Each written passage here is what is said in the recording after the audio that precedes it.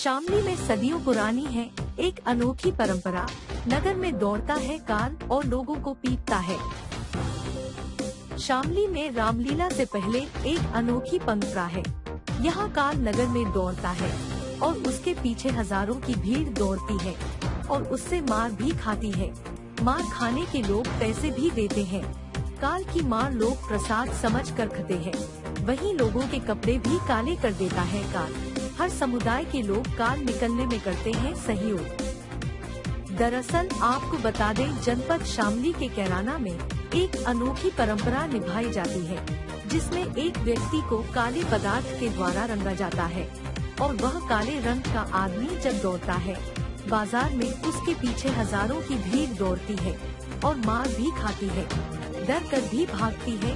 लोग उसे काल कहते हैं। कैराना में रामलीला से एक दिन पूर्व निकाला जाता है काल जुलूस। सदियों पुरानी इस परंपरा को जीवित रखने में हिंदू ही नहीं बल्कि मुस्लिम समुदाय भी पूरी जिम्मेदारी से साथ निभा रहा है। यह एक अजीबोगरीब प्रथा है जिसे प्रसाद समझकर लोग काल से मार खाते हैं व काले कपड़े करने के लोग पैसे देते हैं। काल का जुलूस यहाँ हिंदू मुस्लिम समुदाय के सौहार्द, प्रेम व भाईचारे की मिसाल कायम कर रहा है। कैराना की यह मिसाल इसीलिए आज भी बेमिसाल है। यहाँ रामलीला में रावण ही नहीं काल बनाने की भी परंपरा है। अंतर बस इतना है कि काल रामलीला से ठीक एक दिन पहले बनाने और उसका जुलूस निकालने की परंपरा है। काल बनाने के लिए आदमी को काले रंग से पोतते हैं, उसे काले कपड़े पहनाते हैं, फिर हाथ में लकड़ी की तलवार लेकर जुलूस के शक्ल में उसे पूरे बाजार में घुमाया जाता है। काल अपने पीछे आती भीड़ पर लकड़ी की तलवार से वार भी करता है, पर इसे धार्मिक आस्था ही कहेंगी। लोगों में काल के हाथ से मार खाने की होड़ मची रहती है। दिलचस्प यह बात है कि इस जुलूस में हिंदू व मुसलमान दोनों बढ़ चढ़कर भाग लेते हैं। दोनों ही समुदाय काल की मार को प्रसाद मानकर ग्रहण करते हैं और अपने कपड़े काले कराने के पैसे भी देते हैं। क्या नाम है आपका? विनोद कुमार। अच्छा विनोद जी, आप काल बनते हैं और सड़कों पे दौड़ते हैं, लोगों की तलवार मारते हैं, क्या परंपरा है, कैसे? ये भाई साहब मैं हर साल बनता हूँ। ये तो कोरोना की वजह से एक साल रुक गए बीच में। अब जो दूसरी साल निकला, ये हिंदू मुस्लिम सारे एक होके काल निकलवाते हैं और वैसे कोई टेंशन नहीं, कोई वो नहीं है। अच्छा, आप तलवार मार देते हैं लोगों के और काले कर देते हैं, फिर पैसे भी देते हैं, क्या है? ये लोगों की तमन्ना होती है। नुका जी हमें खुशी हुई, हमारा काल निकला हमारे शहर में। ये जो लोगों की वो थी मोहब्बत प्यार है तुम्हारी। आप कब से बन रहे हैं काल? मुझे कम से कम 12वीं पर बन रहा मैं आज। मारना मेरा प्रसाद है। पूरे 12 साल हो गए मैं बन तो। काल किसके द्वारा निकाला जाता है यहाँ? ये रामलीला कमेटी की तरफ से। आज मेरा जी लगता है रामलीला में बने तो अच्छा लगे। तो लोग तुम्हारे हाथ से मार खाते हैं, कोई कुछ नहीं कहता? नहीं जी, नो कहते हैं तो हमारे लग गया तो आशीर्वाद है राम का। ये तो प्रसाद है, तो राम का प्रसाद है। बढ़िया जी, कुछ नहीं कहता आपको? नहीं जी, ये तो प्रशासन में जाके नु कहते जी कार्ड बनवाओ, तुम कार्ड बनवाओ। क्या नाम है आपका? मोहम्मद शहीद। अच्छा शहीद जी, आप कहाँ से हैं? मैं कैराने से हूँ जी। अच्छा, यहाँ पे एक जुलूस निकाला गया आप काल का, क्या परंपरा? ये परंपरा तो बड़ो सारी है जी। पता नहीं 100 साल से 200 साल से परंपरा है। इसमें हिंदू मुस्लिम सब बनाते हैं। 99% जो है मुसलमान रहते हैं इनके साथ काल की। हमारी भी 60-65 की आ गई।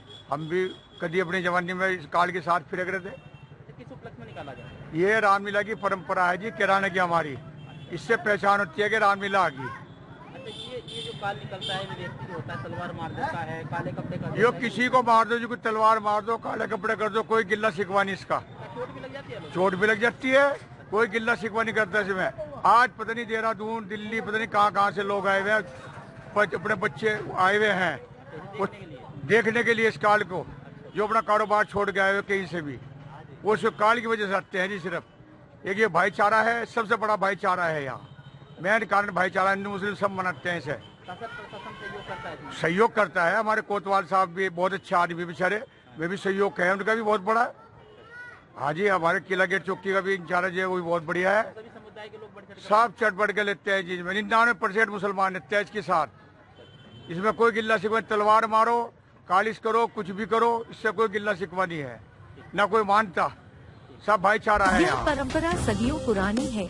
आपको बता दें, महाभारत काल में लड़ाई में जाते वक्त महाराज कर्ण ने जिस स्थान पर रात्रि में विश्राम किया था, उसका नाम कर्ण नगरी पड़ा। बाद में यही बदलते बदलते कैराना में तब्दील हो गया।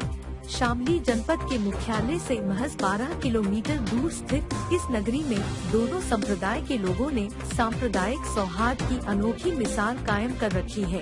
कैराना में इस रामलीला का आयोजन कई सालों से किया जाता है।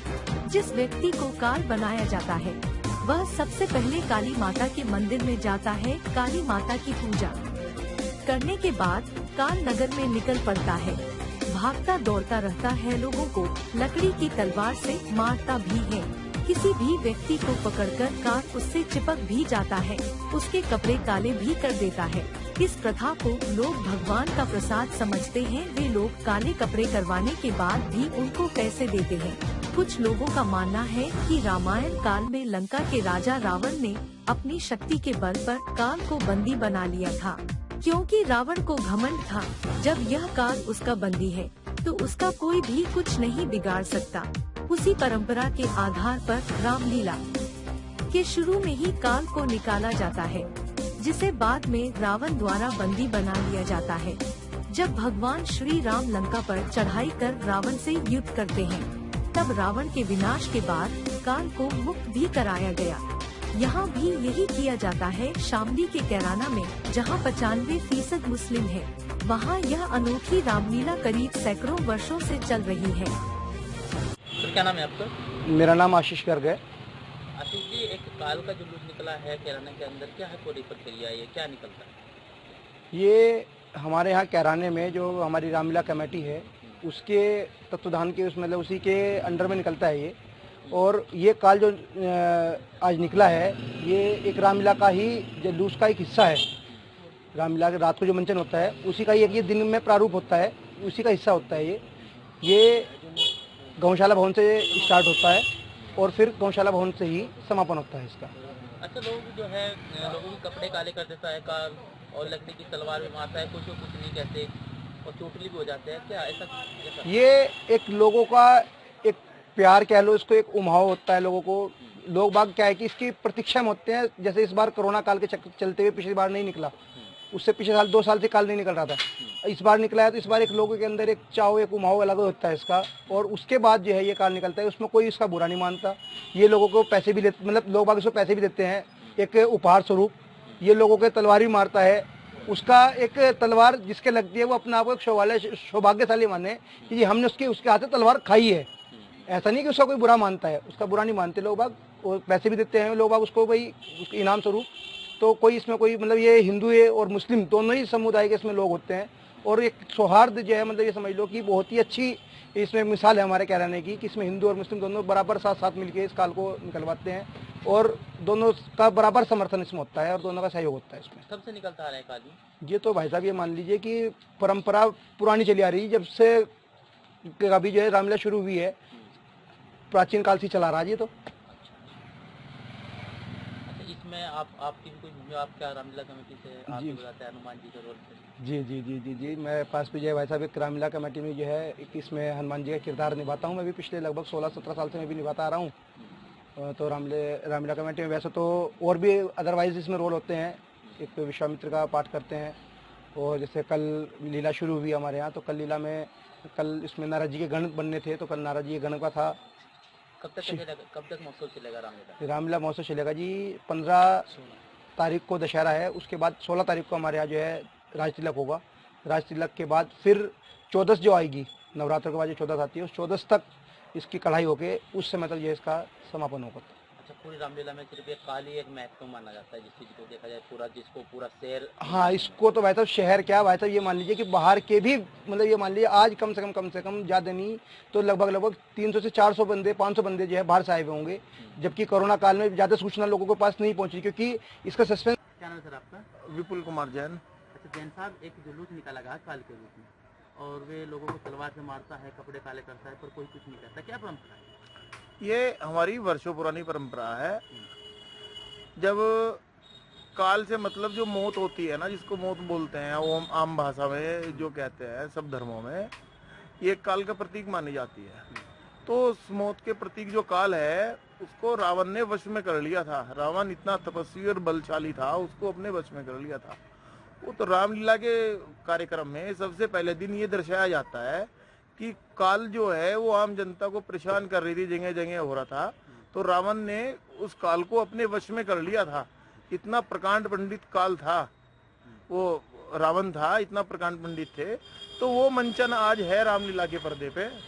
तो उस काल रूपी को जो है उसके वो मंचन आज बाजार में हुआ, और ये वर्षों पुरानी परंपरा है। काल शहर में घूमता है, और सबसे बड़ी बात यह है, देखो जगह जगह हिंदू मुस्लिम फसाद होते हैं, कोई कुछ कोई कुछ। मजे की बात कि 95% मोमडन्स उनके पीछे होंगे, आप देख लियो। कोई किसी तरह का भेदभाव नहीं, कोई कुछ नहीं। वो अगर आप कह रहे कि लकड़ी से मार रहा था, अगर वो मार भी रहा होगा ना, तो लोगों को मजा आ रहा होगा, वो सोच रहे होंगे कि आज मुझे प्रसाद मिल गया। तो आशीर्वाद स्वरूप जो है वो उसको लेते हैं, और बड़ा बहुत प्रेम भाव से बहुत अच्छे से चल रहा है। और ये तो एक हमारी ऐसी परंपरा है। मैं तो ये कहूँगा कि संपूर्ण भारतवर्ष के लोगों को भी इससे कुछ सीखना चाहिए कि इतने प्यार के साथ में, इतने सलूक के साथ भी कोई त्योहार मनाया जाता है। अभी हमारे कोतवाल साहब कह रहे थे कि यार हमने होली दुनिया में देखी, होली का हुड़दंग का नाम सुना था, पर हमने ऐसा पहली बार देखा जीवन में। मैंने कहा जी अभी आप केरला में पहली बार ही तो आए थे पोस्टिंगों के, पिछले साल तो कोरोना की वजह से नहीं निकला था, पहली बार आपने देखा। क्या अब की बार जो भीड़ रही, क्या भीड़ कुछ कम थी इससे पीछे? भीड़ बहुत कम थी। अभी भी बहुत बाहर से लोग आए, अभी भी टेलीफोन आ रहे कि यार तुमने बताया नहीं, एक तुम्हारे यहाँ काल निकलेगा, हम भी आते। कोई दिल्ली से आ रहा, कोई कहीं से। एक्चुअली क्या है ना, ये प्रतीक तो है ही, प्रतीक के साथ साथ लोग आशीर्वाद भी लेते हैं इस बात का आके, और बड़ी मान्यता है। लोग बहुत सारे आपने लोग देखे होंगे, वो काल के पैर भी छूते हैं, आशीर्वाद लेते हैं एक तरीके से।